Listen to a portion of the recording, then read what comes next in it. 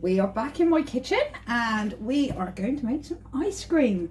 This is a great recipe. We are using the Carnation recipe, so I'm putting this to the test to see if it really works.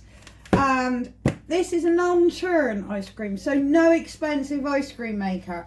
I have contemplated buying one. A, I've got no room for it, no matter how small I go.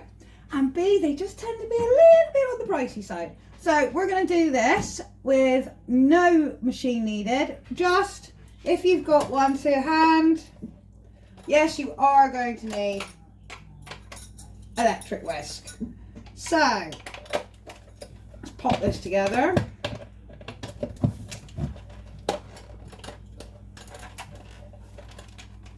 See if I can get it together.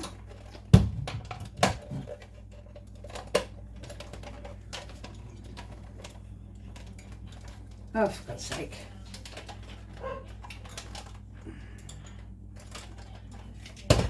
Right, I'll put this together in a minute.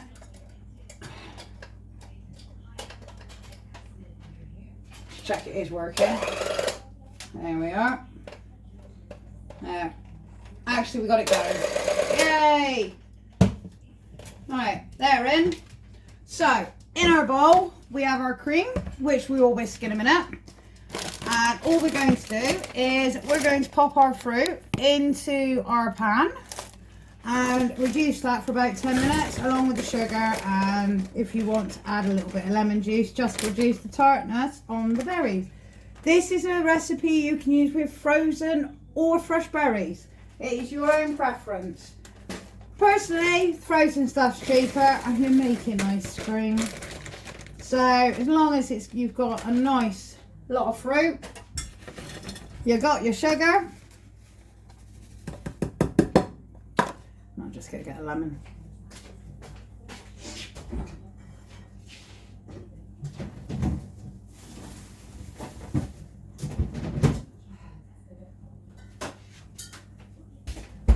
Oh, no lemon, so a little bit of juice.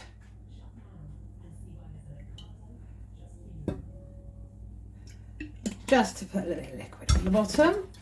We're just going to leave that to reduce. As soon as you get my cooker on now, Jesus Christ. Really, I don't advise buying induction hob. Safety wise, yes, they're brilliant. But when you want the thing on and you want to use it, it is annoying. So, we'll pop those on number 4. And we'll get this reducing. And what we're going to do is whisk our lovely cream without making too much of a mess.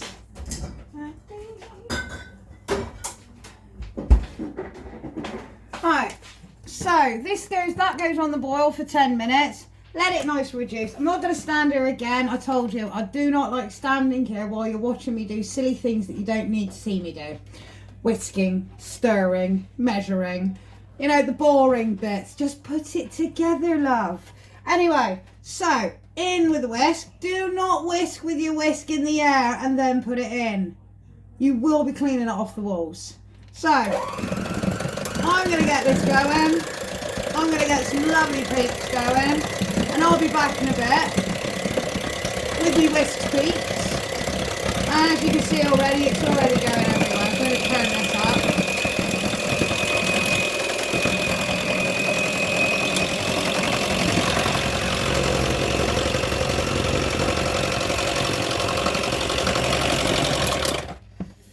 I'm actually going to have a look at me whisk. So I'll be back in a minute with me whisk peaks. And then after me peaks are whisked, trusty Carnation cream, even though, yes, I know this is not Carnation, but we're using their recipe. So that will then go in and you're going to then make peaks with that. So I'm going to find out what's wrong with this and have a proper look at it, and I'll get back to you. I'll see you in a bit. See ya.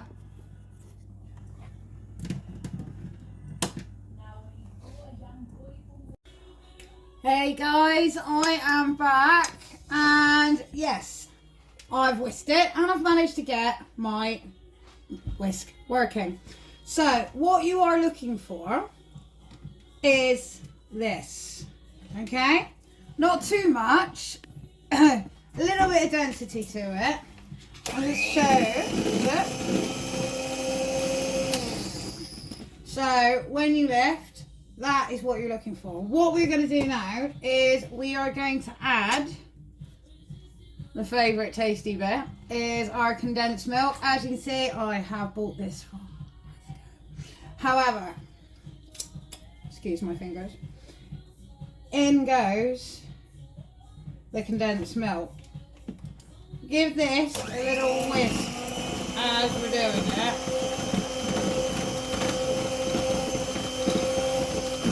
Just to make sure it all mixes in lovely. I do recommend using an electric whisk. If you are following me on my steady page, I have put it on there, recommended. You will get an achy arm otherwise. So I'm just going to turn that off for a minute. I'm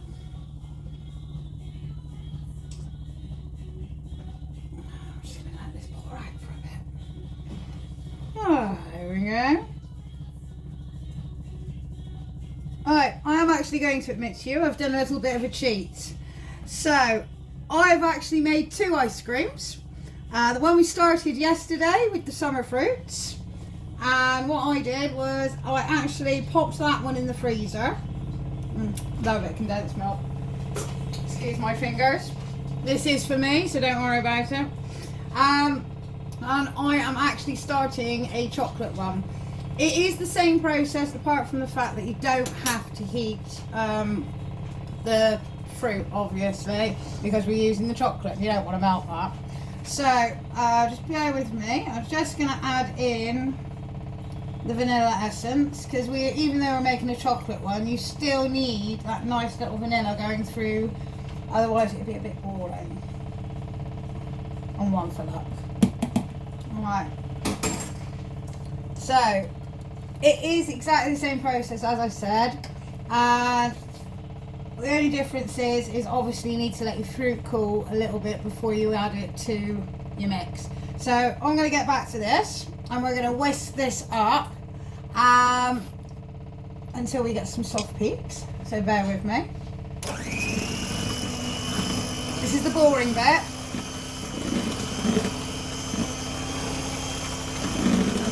I always start low because I've got a tendency of making a giant size mess. Alright.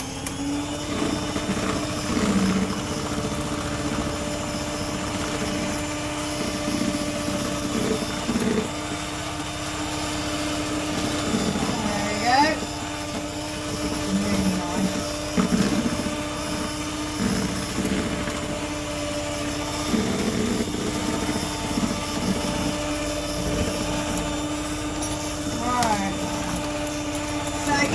You don't want to whisk this until it's stiff. You want it quite soft, because you do need some movement in it.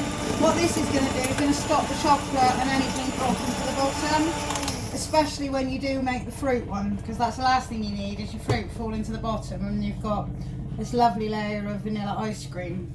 So that is the texture you're looking for. Just about dropping there. So that's us all nicely whisked.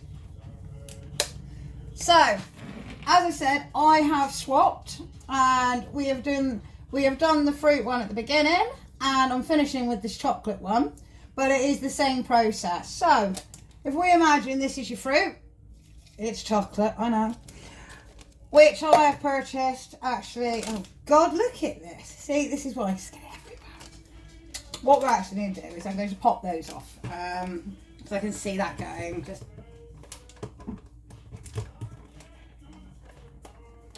That's one. Pop those over there. There we go. So, oh God, this is only for me. So, we've got our chocolate or fruit in there, and our cream's all nicely whipped in the bowl. Again, this is really easy. So all we're going to do is this is going into your plastic container or your loaf tin if using, and straight in to your container.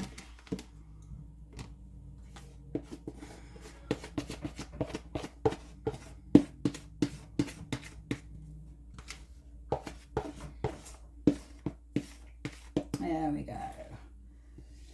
I'm trying not to waste any of it. Oh, it looks really good.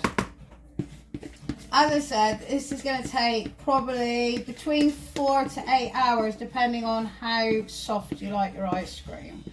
And as I said before, I have cheated, and I have got the one I prepared yesterday ready to go.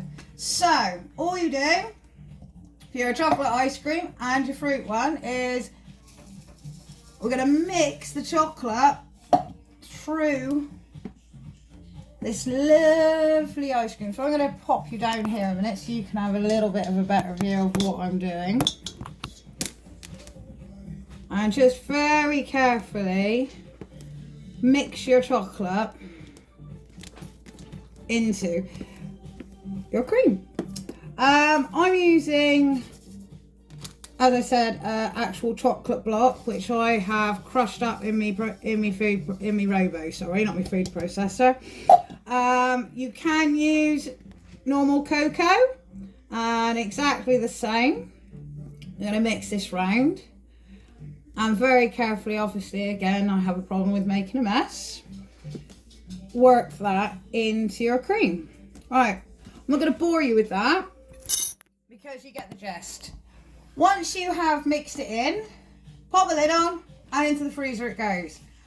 When it comes out the freezer, this is your finished product. Hey, a little bit of a boo Peter on you. So, I'm just going to pop this one to the side, and I'll carry on with that.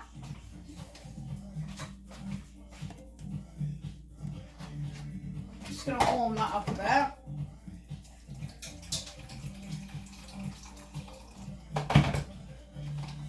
Alright, and this, as I said, is our fruit one from yesterday. Looking very nice. If you look on the bottom, we've got a lovely layer of fruit. So, I popped this one out of the freezer about 20 minutes ago, just to let it try and soften up. And I also have got a ice cream scoop in some hot water. So, excuse the fingers. Again, as I said, it's for me. So, let's have a go. It is a little bit. Oh, wow. I'm going to have to move down, guys.